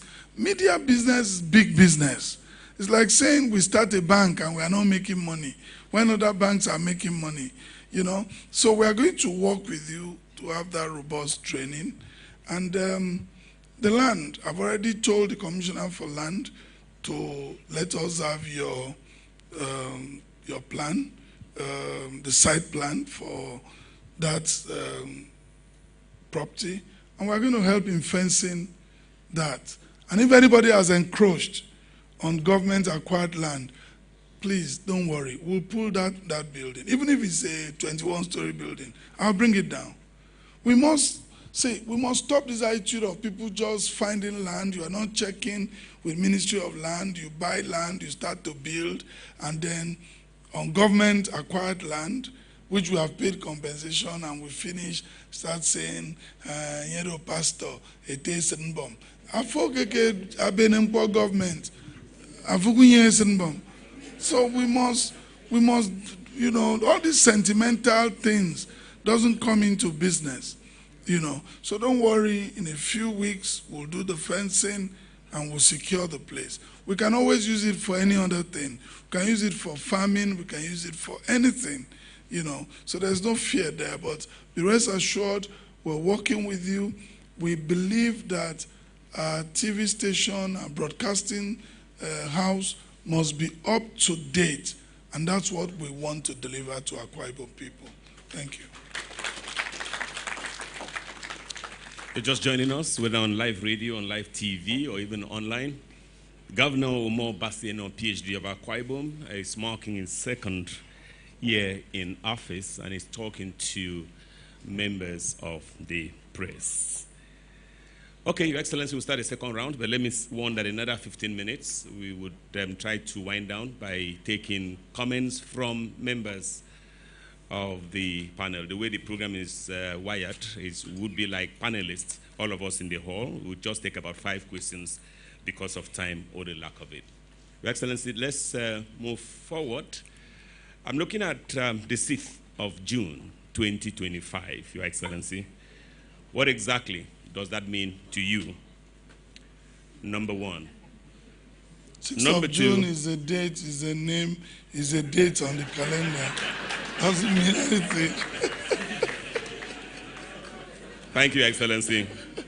Fantastic answer. Your Excellency, this second arm about e-governance and the digitalization that you brought into government. I'm just wondering, Your Excellency, where does that come from? Because we began to see glimpses of that when you took over office as Honorable Commissioner Lands. And in government, everything is digital. Do you not sometimes wonder whether our people, a majority of whom may not be computer literate, so to speak, do you not sometimes wonder whether they'll be able to take advantage of all the things that you have lined up, ICT-wise?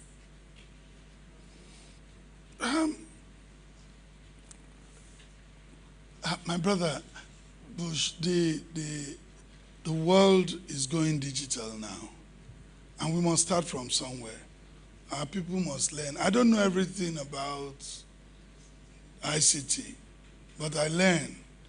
And so I expect everyone else to learn and grow with it.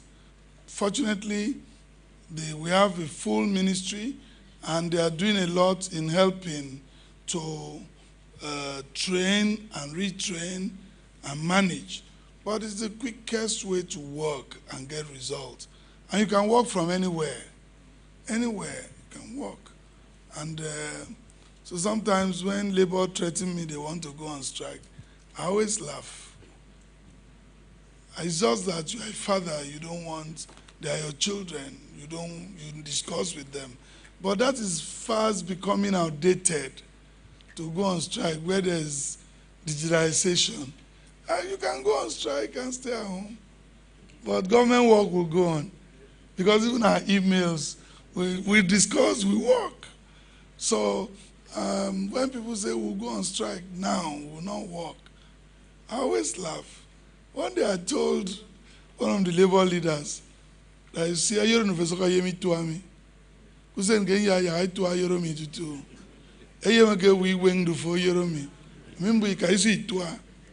Rather than you coming for us to discuss issues and finding solutions, we'll go on strike. But I want to thank our labor people, and you can see in the state, nice people. Not that we don't have issues. We talk to them, and I'm always very frank with them. I think one thing about leadership is that people must come to a point where they trust you, to a point that you tell them the truth, so they know. And that's why I don't like parrying with words. So it's helping us. All of us in the Executive Council, we're getting that understanding.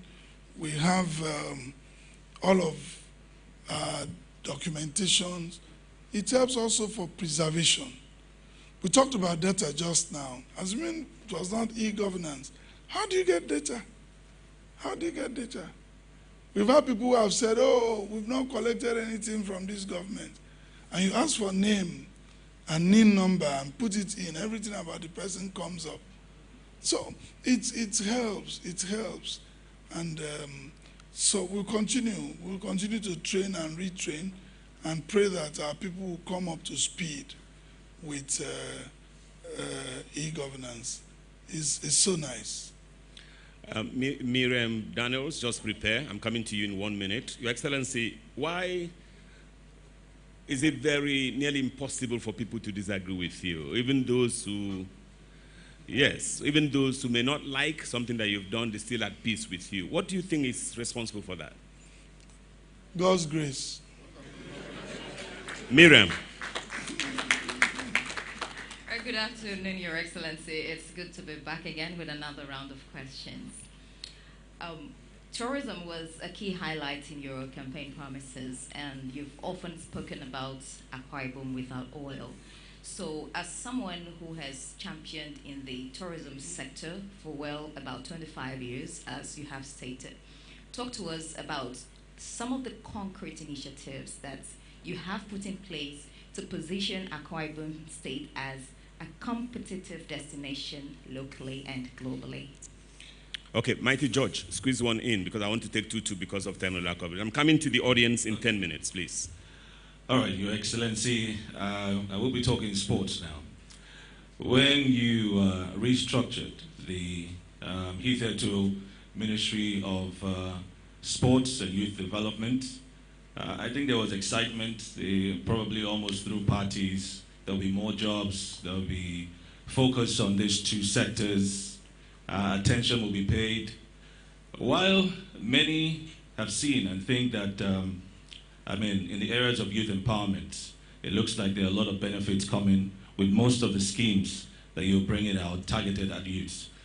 But I don't think we can say the same for sports. For the first time in over 20 years thereabouts, Akwa United, the state team, were relegated to the NNL, making 2 teams in Akwa Ibom in the 2nd division. Add that to issues that happened with the Team Akwa Ibom at the Niger Delta Sports Festival.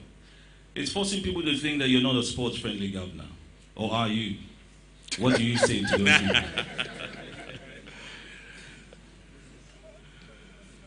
Well, you're putting me on the spot now. To some extent, I'm a sport-friendly governor. It depends on the sport you're talking about.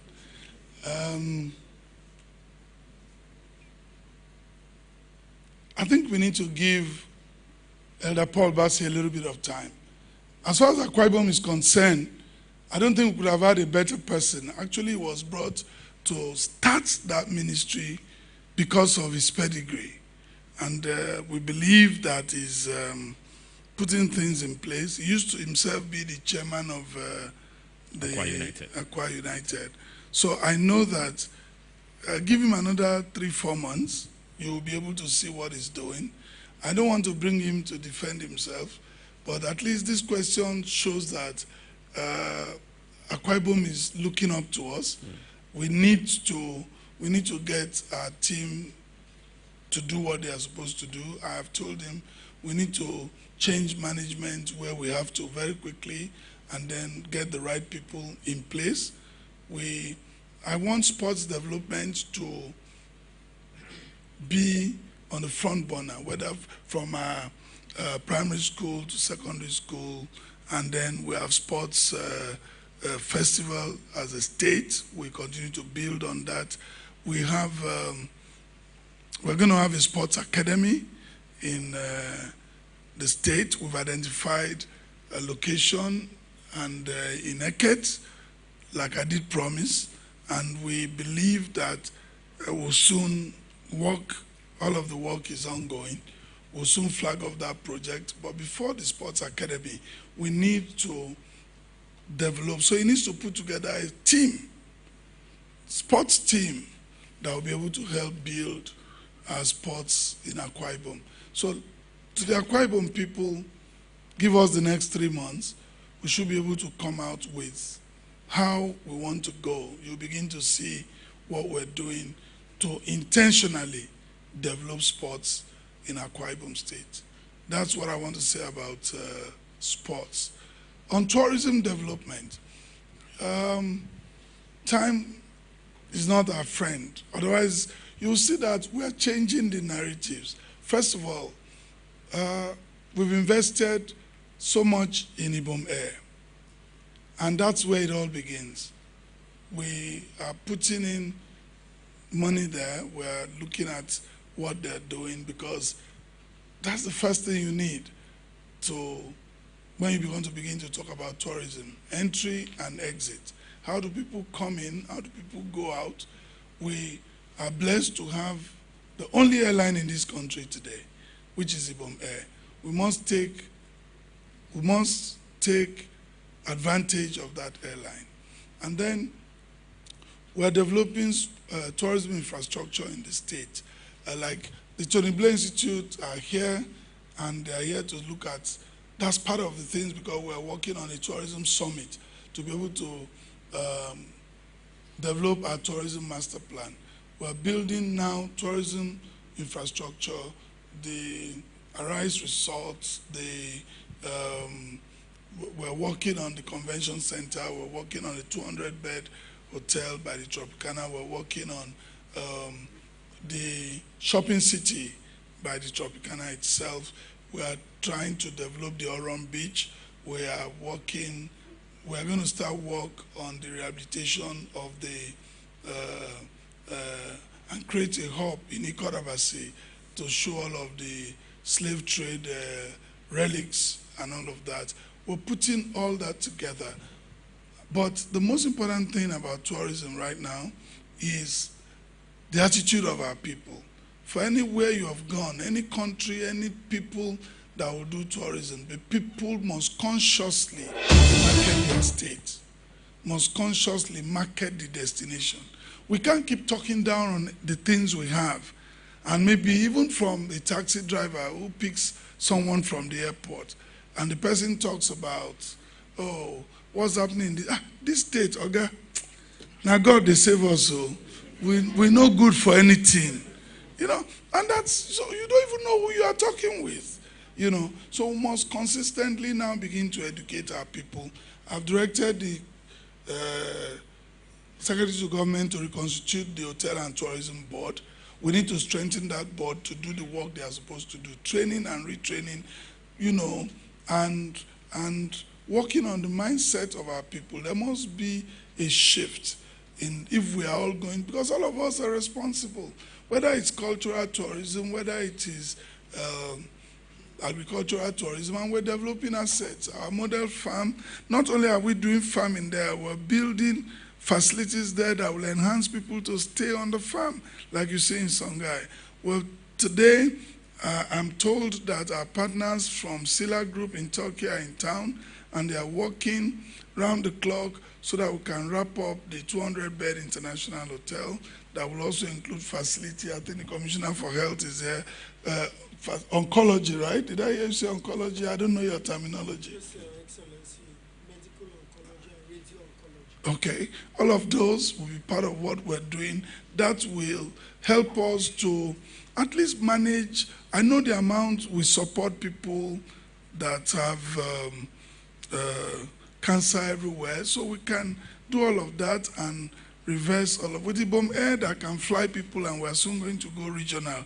You need to know what we have done to our airport terminal. We met it almost at 40% completion. We're almost there. We've had a second taxi run, a second taxiway for the airport. We're doing the apron building. We're developing a whole lot. So tourism, but when we finish, maybe in under 2 years, God willing, we'll be able to put this roadmap after our tourism summit and tie all together, and then be able to do destination marketing And so, it will help. Tourism, you know, is the greatest employer of labor in the world, and it generates money like that. We can make that happen in Akwa Ibom. People were talking about Kigali, everybody was going to Kigali. So I said, what's happening there? They said the greatest conference facility. So I said, okay, I'll go to Kigali. So fortunately, we had a conference, an international conference, and I was invited to that conference, and it was held in Kigali. So I said, oh, thank God, I'm going to this Kigali. And I went there, but nice country, loving people, again, people. They are able to talk with you, they are nice to you, but what were they marketing? The conference center. And we were able to leave from the conference center. There's a hotel, there's a major conference center, breakout room, and all of that. And that's what everybody will go to Kigali for. The only other thing is their memorial park. I didn't go there because I don't believe I should pay money to come and go to Memorial Park. I have a lot of graves here, you know. So, but I took that away. And that was what has ignited our revisiting our international conference center and putting a hotel. So we can create our own small Kigali around here, you know, and stop this capital flight, you know.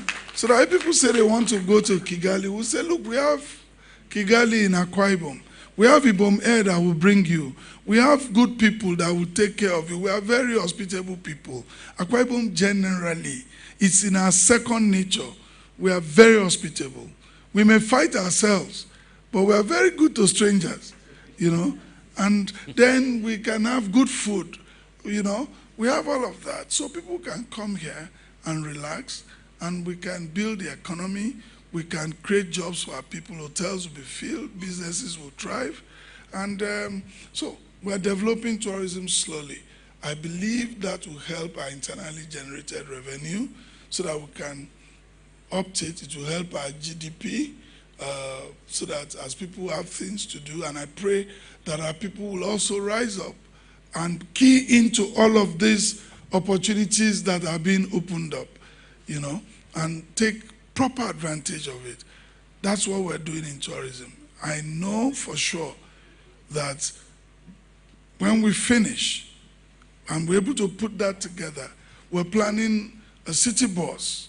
We're bringing CNG buses already. We've approved in FGPC and the Executive Council to bring in CNG buses. We're building a big bus terminal where all the buses will go, and we're building bus stations around Uyo and then some cities, some other adjoining cities.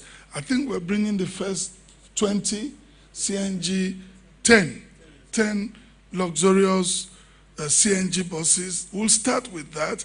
I always like to start small, but ramp this up. We're building, so we've acquired the land already, and we're going to build a bus. It will be another tourism site. So you can go there, the buses move from there, we have a terminal, you buy your ticket, and you're not going to pay any money on the bus. You just buy your ticket and swipe and go, you know. So we're trying to build all of that to have a tourism-friendly ecosystem in Akwa Ibom.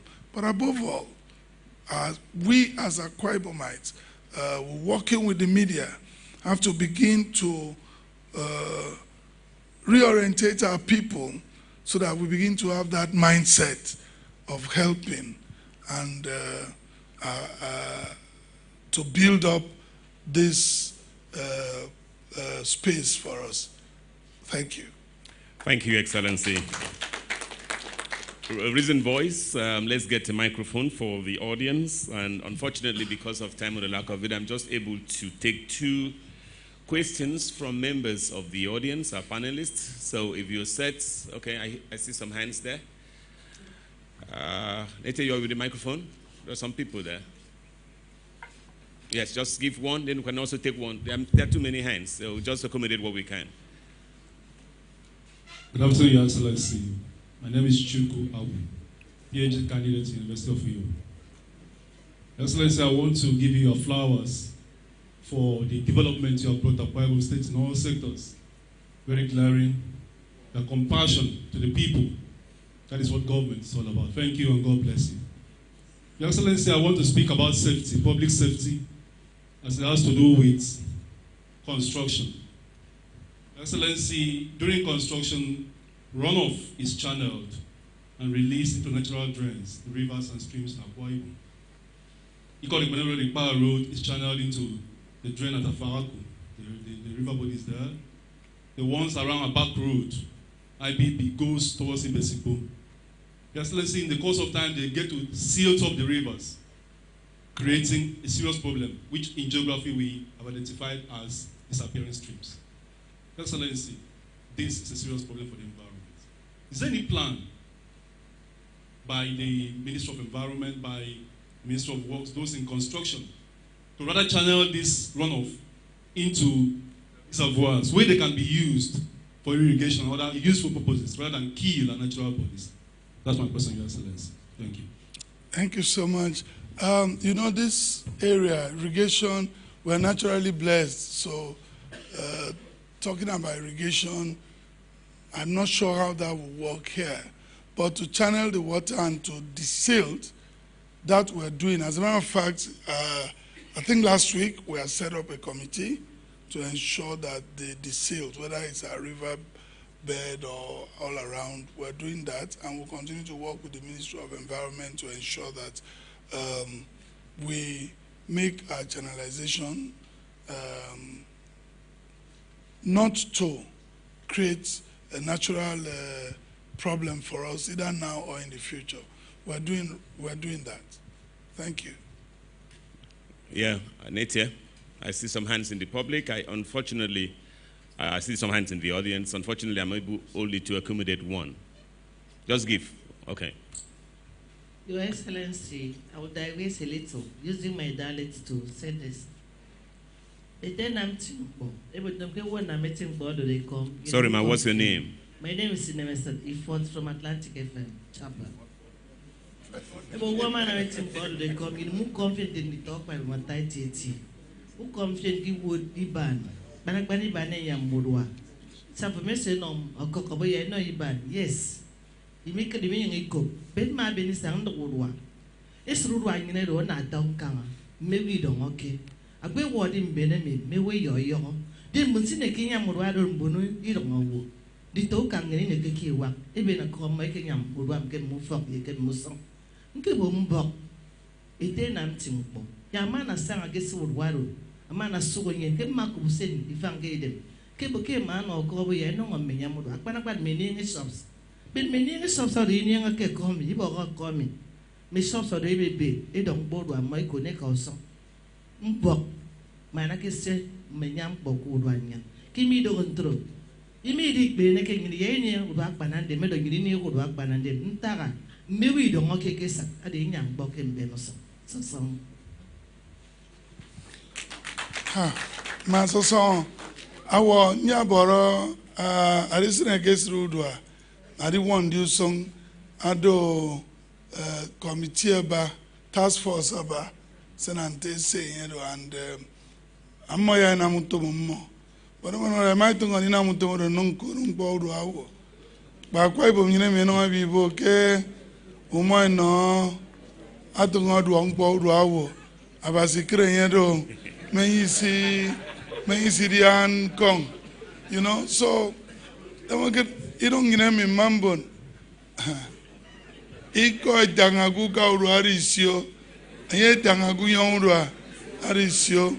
So, uto miado the balance the two. But I people came to say no, God, you don't be urua. Me fanga yedo ma. Uma udi on process. First of all, list Udwa, I get to President Udwa. The original, Afre Udwa Akitero, a young president. And I'm going to generate list. A KNMBO senior shop Kudwado. In onion. Then you know, quite a way say that keep on doing the onion do.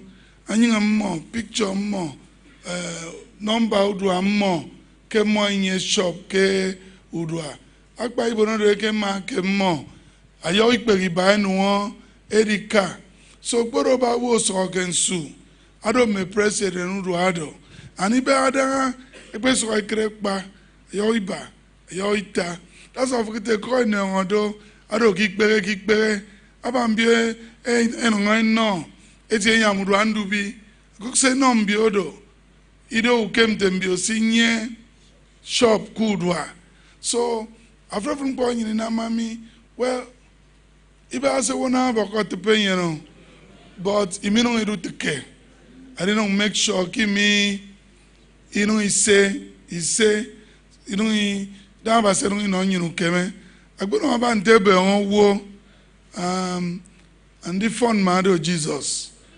So long as I would war, I was hobby do war. But so but I did boy a good young do a good song. I was saying 1 million. So okay, we have come to the end of the second anniversary special interview by Governor Umo Eno, PhD of Akwa Ibom.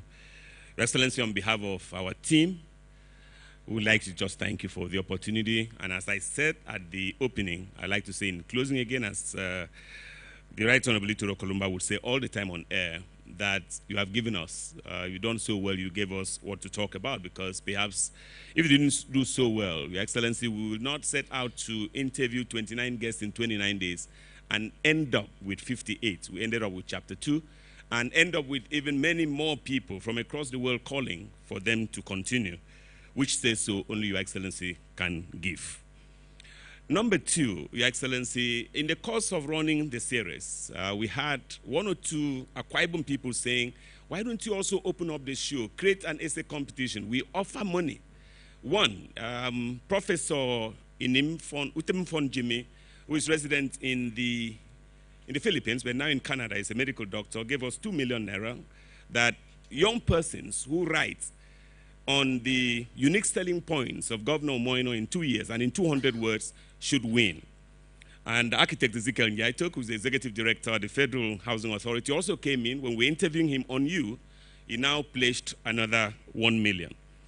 We have done that, and some people have won. Your Excellency, if it is okay to do those presentations today, we would like, but since we look at continuing the series, we can still direct someone to come hand over those prizes for us on air.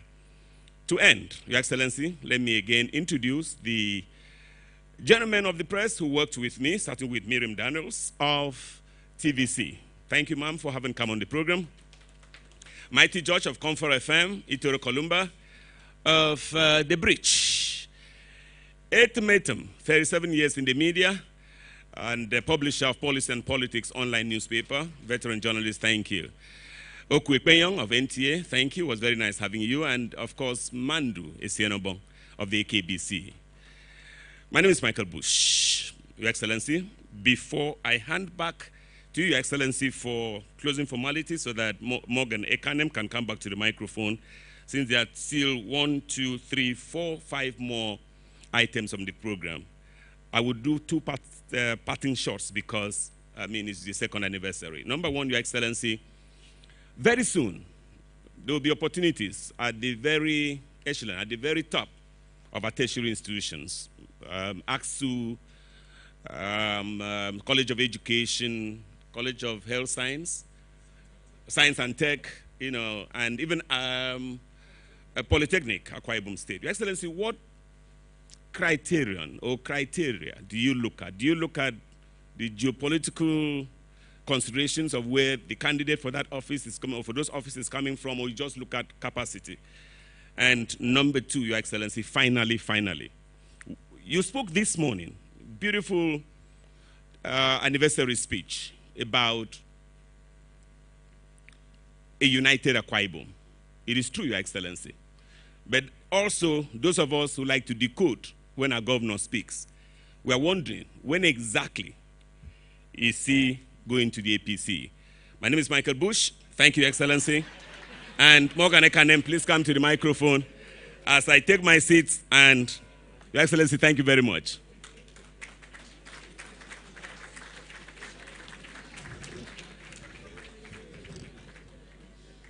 Your Excellency, I do not know. I think the last question is not to be answered. I think it's not to be answered. All the answers that Akwa Bush needs, he would get in the days to come. But I noticed that every time we asked for applause, it was coordinated. I think that's for praise. Can we, shake a bit off the toga of the praise and give a real round of applause to Mr. Akwa Michael Bush? Please, can we applaud him some more, and members of his team? And then, of course, let's applaud the sincerity, the authenticity, the depth, the intellectual sagacity of His Excellency, our Governor. Please, can we make it better? Can we make it better? Thank you so much. Thank you so much. When you wear your authenticity in leadership, it's not weakness. When the governor says things like, I like to start with the easy one, it only shows he's human. Thank you so much. Your Excellency, about 5 items. I'm a master of speed, so I'll do this in 5 minutes. Please, I said that so that all those who would speak would cooperate with me. The first would be the goodwill message from the NUJ chair. 1 minute. Please, can we celebrate Comrade Amos Etuk? Comrade, if that is a speech, give it to the Permanent Secretary, Ministry of Information. Please, 1 minute. You have 2 months.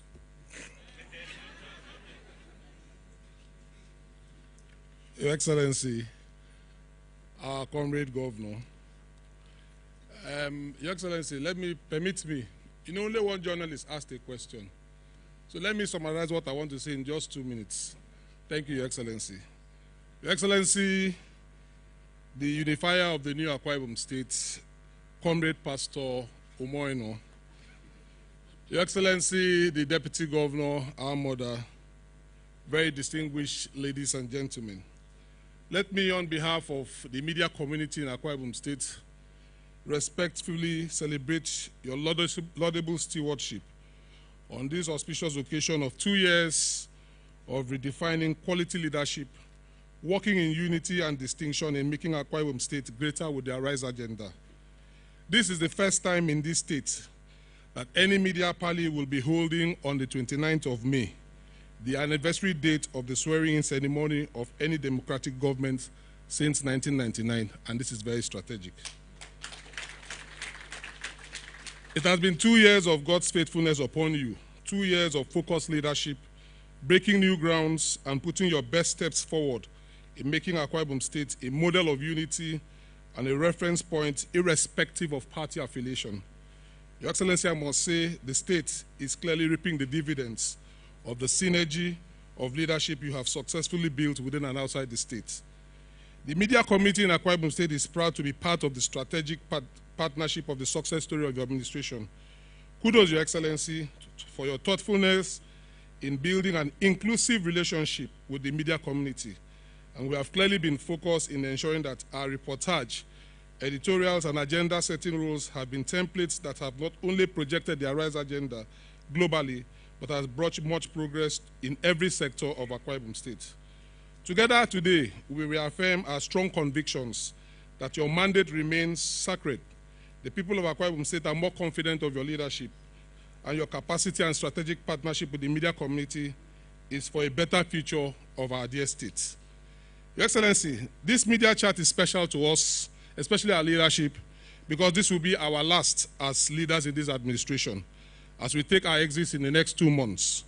And my remarks will be mainly to appreciate you for all the good you have done to support us. Truly, the grace from God and support from you has been unprecedented.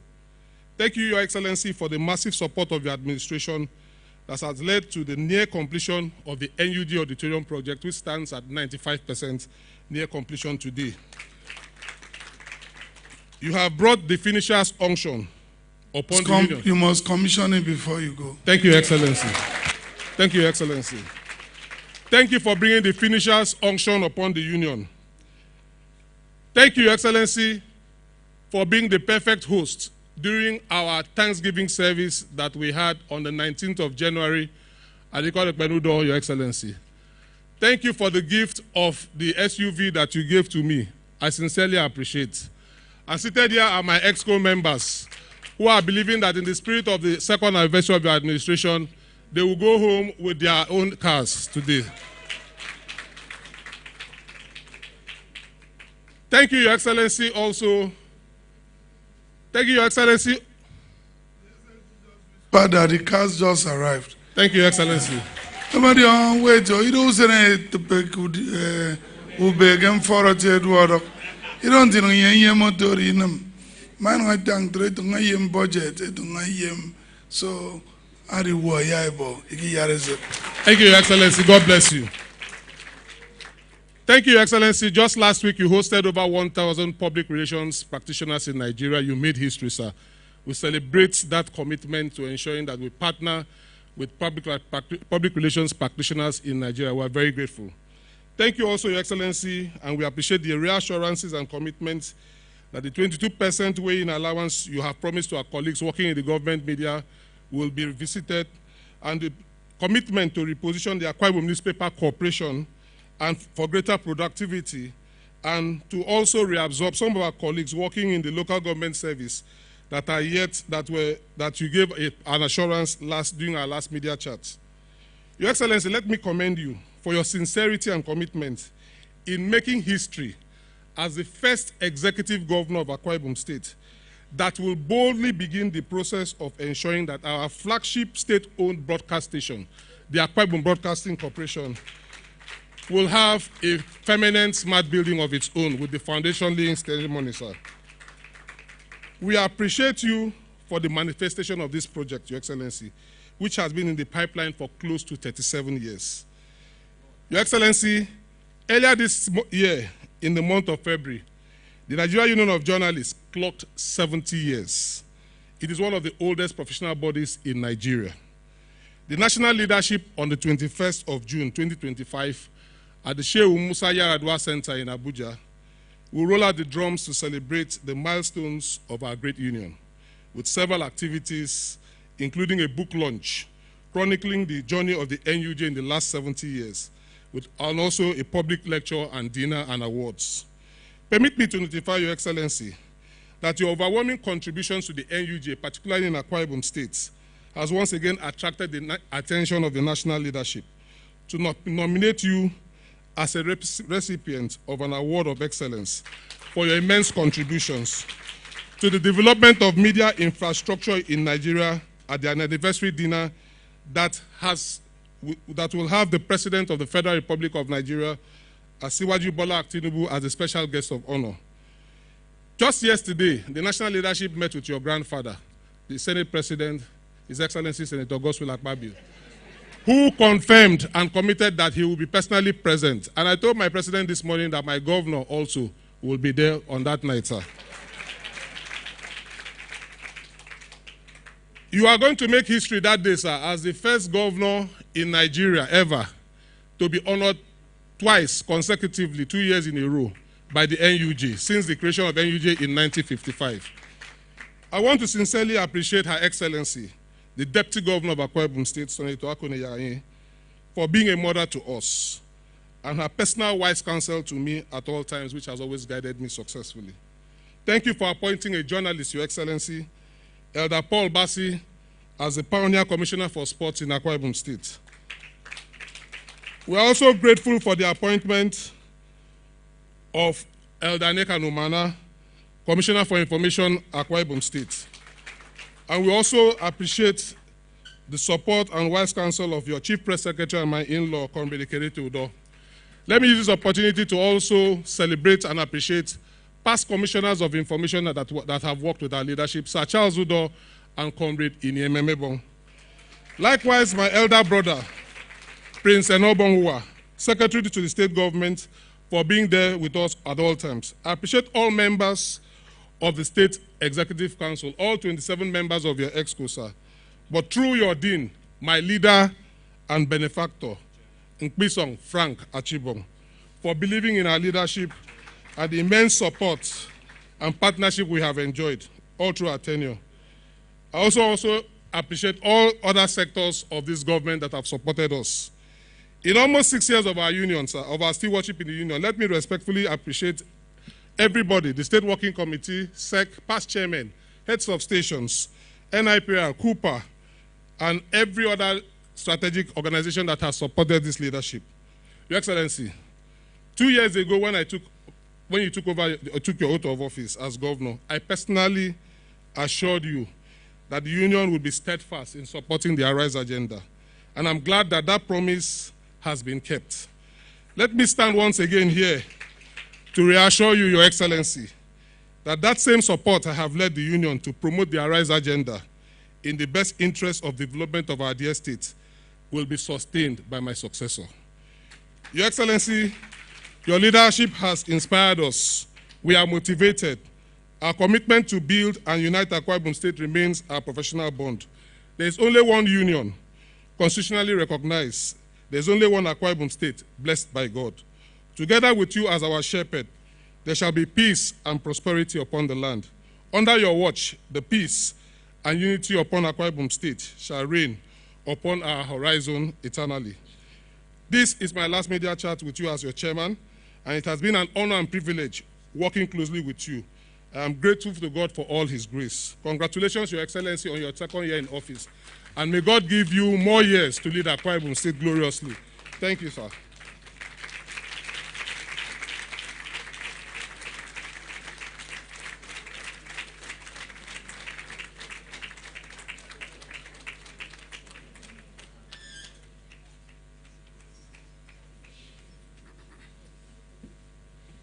Thank you very much, the NUJ chair. It's good that it's 2 months. Your Excellency, we've come to the end, and I want to implore all those concerned, Akwarawa Bush, and all those leading this broadcast to please help us end officially, as it were, before we invite His Excellency the Governor to make his last remarks. Akwa Bush.